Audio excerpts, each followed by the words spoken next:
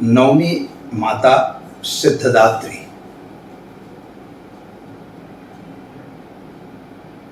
जय माता जी दर्शक मित्रों, आज नवरात्र में नवमी माता का पूजन और उसका अर्चन करना, हवन वगैरह करना और इसके साथ नवरात्रि का समापन करना चाहिए। नवरात्रि में नवमी माता यानी जो सिद्धिदात्री माता कही जाती है। सिद्धिदात्री का मतलब होता है जब आपकी सभी सिद्धियां प्राप्त हुई। जैसे हमने काल रात्रि में शास्त्राधार चक्र पर आपकी सिद्धियां पहुंची, इसके बाद आप महागौरी के रूप में यानी आपका जो शरीर, आपका मन जब विशुद्ध हो गया, यानी जब महागौरी स्वरूप आपके पास आया, माता की कृपा आप पर बनी, तो सिद्धि की पराकाष्ठा शुरू हुई। और सिद्धि जो होती है तो किस तरह की होती है, इसके बारे में आज हम बताएंगे। और वही सिद्धिदात्री माता का स्वरूप भी है, वही उसका वर्णन भी है, वही उसकी पूजा भी है। या देवी सर्वभूतेषु मां सिद्धिदात्री रूपेण संस्थिता, नमस्तस्यै नमस्तस्यै नमस्तस्यै नमो नमः। मां सिद्धिदात्री देवे नमो नमः। माता सिद्धिदात्री के पूजा और अर्चन करना।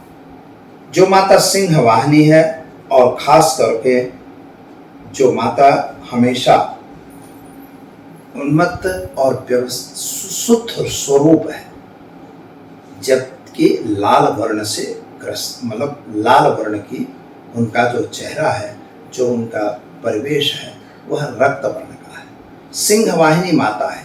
यहाँ पर एक प्रश्न जरूर उठता है कि माताएं सिंह में सवार क्यों हैं? तो मित्रों, सिंह एक धर्म का प्रतीक माना जाता है और सिंह पर सवार हैं, यानी धर्म को अपने पास रखे हैं और धर्म पर उनका अधिकार है। जो भी धार्मिक क्रियाएं हैं, जो भी धर्म परंपराएं हैं, उनको हमें पालना होगा। अगर हम नहीं पालते तो उसका आपको दंड भुगतना होगा। सिद्धिदात्री का मतलब होता है जो सिद्धियां हैं। अष्ट सिद्धि नवनिधि के दाता हनुमान जी के लिए भी कहा जाता है कि अष्ट सिद्धि नवनिधि के दाता। भगवान 8 सिद्धियों के दाता हैं और 9 निधि के दाता हैं, तो अष्ट सिद्धि नवनिधि के दाता।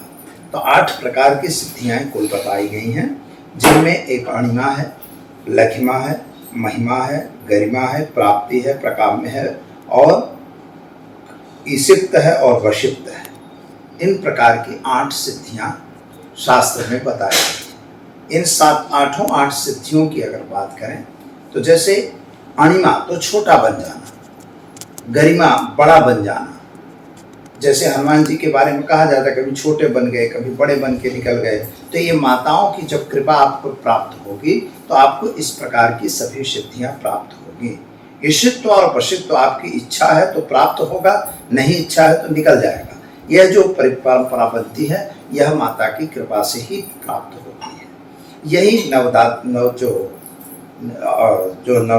नव दुर्गा के दरमियान जो आज सिद्धिदात्री माता हैं, उनके माता का पूजन करने से आपको प्राप्त होगा। अब यहाँ पर पहली बात हुई कि जैसे शैलपुत्री थी, जब कुछ नहीं था तब माता का तप हुआ, जप हुआ, जब तप करके उन्होंने सिद्धि को हासिल किया। चित्रघंटा आने के बाद उनके दिमाग पर एक अलग प्रकार के जो अंदर से एक प्रकार, मतलब क्या उसको क्या कहते हैं, सर्जन करने की एक क्षमता प्राप्त हुई। जब आप कुछ नहीं है, जब आपका दिमाग बिल्कुल बंद है, तो दिमाग बंद के समय आपको तप करना है, जप करना है और ब्रह्मचर्य का पालन करना है।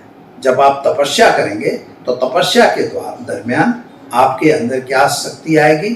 तो एक सिद्धि प्राप्त करने की शक्ति आएगी, यानी कुछ सर्जन करने की शक्ति, जो माता चित्रघंटा ने दिया।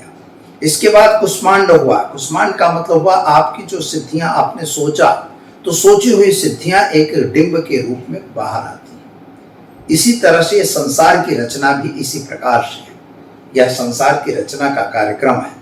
तो जैसे डिंब बना, यानी पृथ्वी का एक आकार गोला बना, इसमें अंदर जड़ चराचर अंड पिंड जगत की रचना हुई। इसके बाद स्कंद रूप से, यानी एक अलग प्रकार से स्कंद की प्राप्ति हुई, यानी उनके प्रादुर्भाव हुआ। और जैसे स्कंद का प्रादुर्भाव होता है तो आप समझिए कि उस समय आपके पास एक अलग सिद्धि मिलती है कात्यायनी। और वो कात्यायनी सिद्धि जो थी वह क्या हुआ कि कहीं ना कहीं आपको वो प्रतिष्ठित करती है। जब आप कहीं प्रतिष्ठित होते हैं तो वही, जैसे मूलाधार, स्वाधिष्ठान, अनाहत, मणिपुर, अनाहत, इसके बाद आप आज्ञा चक्र पे पहुंचते हैं। आज्ञा चक्र के बाद आपका जो परिस्थिति बनती है वह क्या होता है कि सहस्त्राधार चक्र में पहुंचती है। वही जब सिद्धि सहस्त्राधार में पहुंचती है तो आपकी सारी सिद्धि मिलती है। और जिस समय यह अंडपिंड जगत की रचना होती है उस समय एक प्रकार का भय होता है। उस भय से जो निकालता है वही भगवान है, वही ईश्वर है, वही माँ है, वही जगदम्बिका है, वही शक्ति है। और वह शक्ति जो है वह गौरी के रूप में आती है। गौरी का मतलब होता है आपके अंदर की शुद्धता आ जाना, आपके अंदर रहे हुए क्लेश विकार दूर हो जाना। और इसके बाद आपको अलग अलग सिद्धियों की प्राप्ति होती है, जो 9वें दिन सिद्धदात्री माता के रूप में हम देखते हैं। जो सिंह वाहन है माता, 4 भुजाधारी है और सभी को वर मुद्राएं देती हैं। साथ ही में हमें पास मुक्त वगैरह रखी हुई हैं, उनके वाहन वगैरह भी हैं और इससे हमें प्राप्ति अच्छी होती है। इस बार की जो नवरात्र है तो सबसे महत्वपूर्ण चीज़ है मित्रों कि हस्ती पर माता आ रही है, यानी माता की जो सवारी है हाथी पर आने वाली है और जाने वाली भी हाथी पर ही है। यह हमारे जगत के लिए, हमारे सृष्टि के लिए एक बहुत ही अच्छी चीज़ है और बहुत ही सुंदर कहा जाएगा। आज नवमी है, नवमी के दिन माता सिद्धिदात्री का पूजन जैसे करेंगे तो वही एक लाल वस्त्र बिछाइए, 9 सुपारी, 9 सिक्के और 9 चावल की ढगली पे रखिए, 9 रक्त पुष्पों से माता का पूजन कीजिए। इसके बाद पान, फूल, मिठाई और पुष्प जो है वह आप लौंग, इलायची वगैरह माता को भोग में धराइए। और यह क्रिया करने के बाद आपको क्या करना होगा कि ओम ऐं ह्रीं क्लीं सिद्धिदात्री देव्यै नमः इस मंत्र का जप करिए, अथवा ओम ह्रीं सिद्धिदात्री माताय नमः इस मंत्र का आप जप कर सकते हैं। मंत्र के मेन में इसमें ओम ऐं नमः बीज का भी प्रयोग कर सकते हो। ओम ऐं नमः क्लीं, ऐं नमः क्लीं, ओम ऐं नमः, बस यह मंत्र का भी जप आप कर सकते हैं। और वास्तविक रूप से सिद्धिदात्री माता माने ऐं ह्रीं क्लीं चामुंडाय विच्चे, यह मंत्र सर्वश्रेष्ठ है। इस मंत्र का भी अनुष्ठान कर सकते हैं।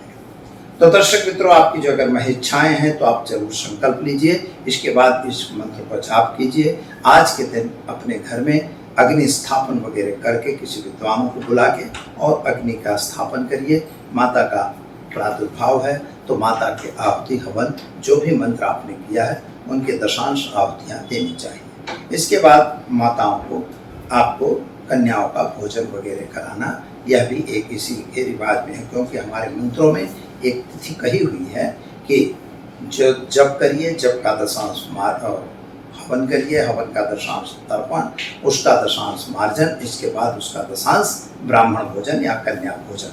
यह माताओं का है, इसलिए कन्या भोजन श्रेष्ठ रहता है। इस पर हम अलग से वीडियो जरूर बनाएंगे। तो दीजिए दर्शक मित्रों आचार्य दुर्गा प्रसाद शास्त्री को इजाजत। नमस्कार।